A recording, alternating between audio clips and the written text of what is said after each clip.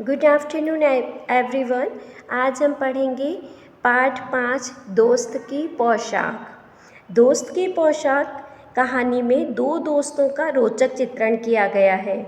इस कहानी के अनुसार एक बार नसीरुद्दीन अपने पुराने दोस्त जमाल साहब से मिलकर बहुत खुश हुए। कुछ देर गपशप करने के बाद उन्होंने कहा, चलो दोस्त मोहल्ले में घूम आए।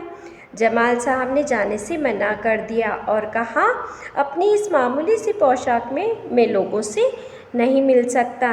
जमाल साहब की बात सुनकर नसीरुद्दीन उनके लिए एक भड़कीली अचकन निकाल कर लाए और कहा, इसे पहन लो, इसमें तुम बहुत अच्छे लगोगे, सब देखते रह जाएंगे। तैयार होकर दोनों घूमने निकले। दोस्त को लेकर नसीरुद्दीन पड़ोस के घर गए। नसीरुद्दीन ने पड़ोसी से कहा, ये हैं मेरे ख़ास दोस्त जमाल साहब। आज कई सालों बाद इनसे मुलाकात हुई है। वैसे जो अचकन इन्होंने पहन रखी है वह मेरी है। यह सुनकर जमाल साहब लज्जित हो गए।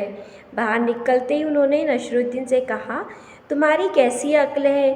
क्या यह बताना ज़रूरी था कि यह अचकन तुम्हारी है? तुम्हारा पड़ोसी सोच रहा होगा कि मेरे पास अपने कपड़े ही नहीं हैं। तभी नसीरुद्दीन ने माफ़ी मांगते हुए कहा, गलती हो गई, अब ऐसा नहीं करूँगा। अब नसीरुद्दीन अपने दोस्त को हुसैन साहब से मिलवाने ले गए। हुसैन साहब ने गर्मजोशी से उनका स्वागत सत्कार किया। जमाल साहब के बारे में नसीरुद्दीन ने कहा, जमाल साहब मेरे पुराने दोस्त हैं और उन्होंने जो अचकन पहनी है वह इनकी अपनी ही है। इतने में जमाल साहब फिर नाराज़ हो गए। बाहर आकर बोले, झूठ बोलने को किसने कहा था तुमसे? तत्पश्चात जमाल साहब ने नसीरुद्दीन को समझाते हुए पोशाक के बारे में कुछ नहीं कहने को कहा। नसीरुद्दीन जमाल साहब को लेकर आगे बढ़ और एक अन्य पड़ोसी से उनका परिचय करवाया। मैं आपका परिचय अपने पुराने दोस्त से करवा दूं। ये हैं जमाल साहब। इन्होंने जो अचकन पहनी है इसके बारे में मैं चुप ही रहूं तो अच्छा है। इस कहानी का उद्देश्य यह है कि यदि हम किसी की सहायता करें और तो उसके बारे में किसी से कुछ ना कहें, नहीं तो फिर सहायता करने का कोई अर्थ नहीं होता है।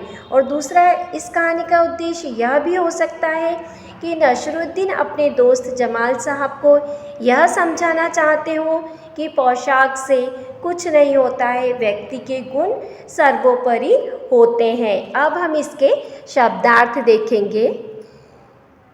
पोशाक का अर्थ होता है पहनने का कपड़ा या परिधान, गपशप, बातचीत या वार्तालाप, बन-ठन कर, सज धज कर, मुलाकात, भेंट करना, गर्मजोशी, उत्साह। मामूली का अर्थ होता है साधारण। Thank you, take care.